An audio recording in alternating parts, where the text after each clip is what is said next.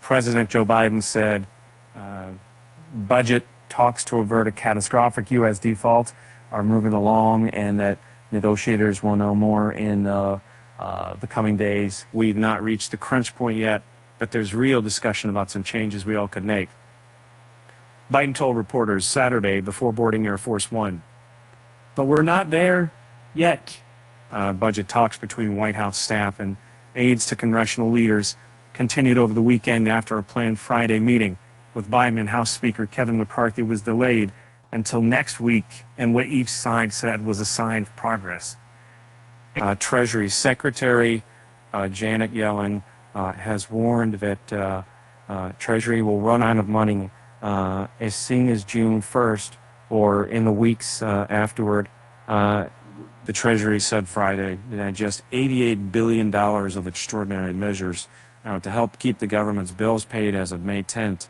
That's down from around $110 billion a week earlier, and means just over a quarter of the $333 billion of authorized measures are still available to keep the country from running out of borrowing room under the statutory debt limit.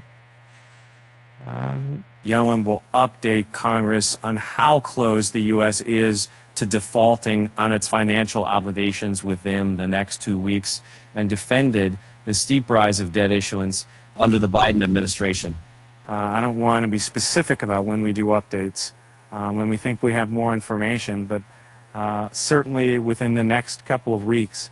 Yellen said Saturday in an interview with Bloomberg News in Niigata, Japan, a day after the Congressional Budget Office's updated projections showed it expects the U.S. debt to hit 119% of gross domestic product by 2033, the highest in U.S. history. That the Treasury chief responded to concerns over the level of federal borrowing. We proposed $3 trillion of deficit reduction over 10 years, and I would say the fiscal path involved in our budget is reasonable. Yellen said she acknowledged the level of debt could present problems, especially if interest rates stay elevated in the long run. Yellen spoke as she wrapped up 3 days of talks with finance ministers and central bank governors from a group of 7 countries. As officials discussed plans to shift globalized supply chains, sanctions against Russia, and other topics, Yellen was continually asked by the media and her counterparts about the crisis looming over the U.S. In an interview with Bloomberg Television on Friday, she said the U.S. would be forced to renege on some obligations if Congress doesn't raise the debt ceiling in time, that there was fair budget, so that it was 2027. We're 2027. There was resources, the depth of activity, that we have to default on some obligation, whether it's treasuries or payments to Social Security recipients. She said in the Friday interview, that's something America hasn't done since 1789, and we shouldn't start now. So we've not discussed what to do.